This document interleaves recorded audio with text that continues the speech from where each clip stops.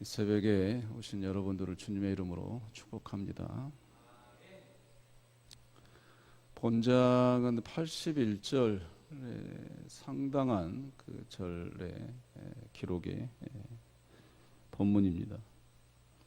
특별히 레위 자손과 또 이 성전, 이 직무에 대한 얘기가 아주 길다면 긴 그런 장을 또 할애를 하고 있습니다. 이 레위의 자손, 레위의 아들들 이 3절에 보면 이제 대표적으로 3명 이제 그핫이라고 하는 그런 둘째 아들이 먼저 기록이 되어 있는데요. 여러분이 읽었다시피 이제 이 그핫 자손을 통해서 이 모세라든지 제사장 아사리아 뭐 이런 계보가 이제 이어지게 되는 거죠. 어찌됐든 이 역대기의 서론에 말씀드린 대로 이 사무엘과 열왕기에 대한 내용과는 초점이 좀 다르기 때문에 특별히 오늘 본문을 보더라도 이 제사장 성전 직무하는 사람들의 그 이름들 족보들을 상세하게 기록을 해놓고 있습니다. 지금 이 역대기를 이 수신자 독자는요, 2차 바벨론 포로로 귀환한 이스라엘의 백성들입니다.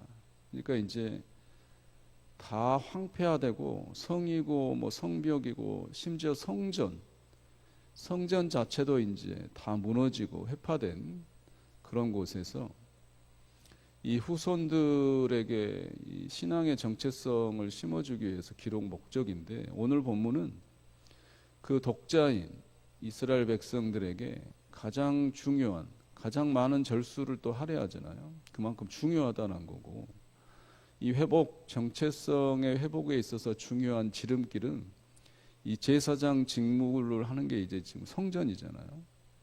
그 다음에 찬송하는 이 찬양대, 그 다음에 교회 안에 이 제사장들의 역할, 이 모든 것을 또 기록한 것을 봤을 때 이스라엘 백성들의 정체성을 또 다시 회복하고 그 사명 감당함에 있어서는 가장 중요한 지름길은 성전 중심, 예배 중심, 또 나중에 이따 보시겠지만 이 찬양대가 조직되는 시점이 언약궤하고 또 연관이 있습니다. 이 언약궤는 그 안에 하나님의 말씀이 있잖아요. 그런 말씀 중심, 이런 것을 다 강조하기 위해서 오늘 이렇게 장구하게 기록을 해놓는 것을 볼 수 있습니다. 특별히 뭐 몇 군데만 보겠습니다. 31절 보면 이제 고라 이 자손이 등장을 하고요. 근데 헤만의 형제 아삽 이게 나옵니다. 시편은 여러분 읽어가시다 보면 고라 자손의 시, 뭐 아삽의 시, 뭐 이렇게 나오잖아요. 시편이 뭐 다윗이 다 지은 것도 아니고 모세가 지은 것도 있고, 이 고라 자손 또 이 아삽의 시라고 하는 게 이 몇 장들이 좀 끼어 있습니다. 아마 추측컨대 이 본문에 나와 있는 이 아삽과 그 고핫의 자손, 이 고라의 자손의 시가 아닌가 많은 학자들은 동의를 하고 있습니다. 재미있는 것은요, 이 찬송하는 일을 맡은 사람이 오늘 본문에 보면 세 사람이 등장을, 헤만, 아삽, 에단이 등장을 합니다. 근데 역대상 25장에 가보면요, 다윗이 찬양대를 조직하는데 거기는 숫자가 288명입니다. 다윗 왕이 찬양대를 조직한 인원이 288명인데 오늘 본문에 보면 이 세 사람만 등장을 하는 거잖아요. 결국엔 이 세 사람은 뭐냐면 지휘자예요.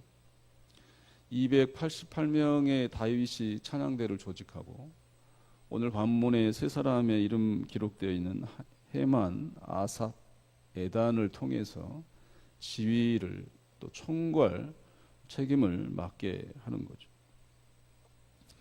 오늘 31절 보시면 제가 말씀드린 대로 이 성가대 다윗의 찬양대 조직 시점은 언약궤가 평안할 때, 전쟁을 통해서 이제 언약궤를 다시 회수하고 그 언약궤를 이제 성전 지어질 때까지 회막 앞에서 이제 찬양대 직무를 행하게 합니다. 말씀드린 대로 이 독자가 이 포로 귀환한 이스라엘 자손들이잖아요.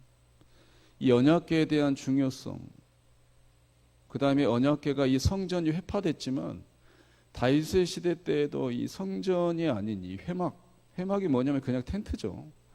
텐트 쳐놓은 곳에 언약궤를 놓고 그 텐트 앞에서 그 텐트에서 이 찬양대를 하고, 그래서 이 독자들에게 그런 것을 심어주는 거예요.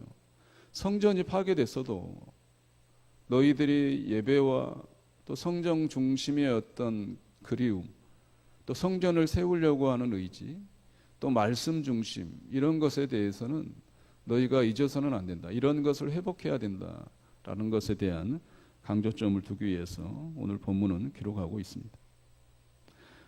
우리도 마찬가지입니다. 오늘날 살아가면서 물론 보이는 건물, 뭐 신학적으로는 뭐 유형교회, 무형교회 뭐 이렇게 나누기도 합니다만은, 어찌됐든 교회론에 있어서 가장 중요한 것은 이 보이는 교회보다는 보이지 않는 무형교회가 중요해요.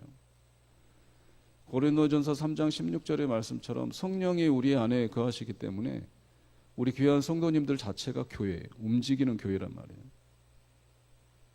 그런 교회 속에 하나님의 말씀이 올바르게 서 있고 또 하나님의 말씀과 함께 찬양하는 여러분들의 삶이 회복된다면 우리 하나님께는 크신 영광일 뿐만 아니라 여러분들에게는 하루하루가 회복되고 또 치유되고 또 역사가 일어나는 귀한 복된 날이 될 줄로 믿습니다. 어떠한 상황 속에서도 오늘 본문의 회막 앞에서 이스라엘의 성전이 회파된 곳에서 찬양할 수 없는 상황 속에서도 또 찬양의 직무자들을 세우고 성전 일을 또 하게 하는 그런 제사장들 다시 회복시키고, 이러한 것을 통해서 이스라엘이 회복된 것처럼 우리도 그러한 중심, 예배 중심, 성전 교회 중심, 말씀 중심, 이러한 것을 통해서 우리 상황과 문제가 모두 회복될 줄로 믿습니다. 54절에 보면 이 레위 지파가 특이한 것은 우리가 알다시피 이 재산 상속, 이 땅 분배를 받지를 않아요. 오늘날로 말하자면 이 제사장들, 목사 직무를 수행하는 교회에서 하는 사람들이죠. 이스라엘 지파들에게 공식적으로 권리되는 이 재산 수여가 되지 않습니다. 단지 이제 도피성만을 속에서 살아가야 하는 평생의 삶이죠. 재미있는 것은 이 도피성은 이스라엘 전역에 분포되어 있습니다. 그러니까 다른 이스라엘 지파들은 한 지파 자기들끼리 이제 살 수 있는 땅을 분배받잖아요. 그 초원도 분배받고. 근데 제사장의 이 레위 족속들은 이스라엘 전역에 흩어져서 살아야 됩니다. 이제 분리되어 있는 거죠. 가족, 친지 뭐 상관없이 온 이스라엘 전역 도피성에서 살아야 하고 사명을 감당해야 합니다. 말씀을 가르쳐야 하고 예배를 리드해야 되고 율법, 말씀을 또 후손들에게 전수해야 되고, 그러한 사명이 흩어져서 온 이스라엘의 어떤 신앙의 중심에 그 근간에 제일 밑바닥에 있는 사람들이 제사장들. 근데 오늘날 이 제사장이 그러면 뭐 어떤 사람은 뭐 목사라고 얘기를 하는데 저는 뭐 동의하지 않습니다. 오늘날의 그럼 제사장은 누구냐? 다 우리 크리스찬들이에요. 베드로전서 2장 9절에 그런 말씀 있잖아. 너희는 택하신 족속이요 거룩한 백성이며 그의 나라여 그의 소유된 백성이니 이는 너희의 어두운 데서 불러내어 그의 기이한 빛에 들어가게 하신 이의 아름다운 덕을 선포하게 하려 함이라. 우리가 다 택하신 족속이요 거룩한 백성이요 제사장들이에요.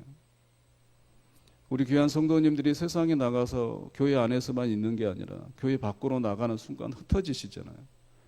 가정이나 지역이나 때로는 어떤 이 인근 지역을 넘어서 또 다른 나라로도 가실 수 있는 거죠. 흩어짐으로써 우리가 할 수 있는 일은 뭐냐? 사명인 거죠. 예배의 생활, 그곳에서도 또 그곳에서도 우리에게 어두운 데서 불러내어 기이한 빛에 들어가게 하신 그런 하나님의 아름다운 덕을 선포하는, 말씀 선포하는 게 우리의 흩어짐의 사명의 목적인 거예요. 우리 모두가 다 제사장들입니다. 그러한 사실을 잊지 말고 오늘 하루도 그런 제사장의 소임을 다하시기를 주의 이름으로 축원합니다. 그래서 오늘 하루도 여러분들이 목사뿐만 아니라 우리 모두가 교회를 사랑하고 또 예배 중심, 또 말씀 중심, 그래서 그러한 레위, 또 오늘날에 있어서 우리 모두의 왕 같은 하나님의 나라의 그런 백성들, 또 하나님의 소유된 자로서의 삶을 살아내며 기쁨을 만끽하며 행복해 하시는 하루가 되시기를 주의 이름으로 축원합니다.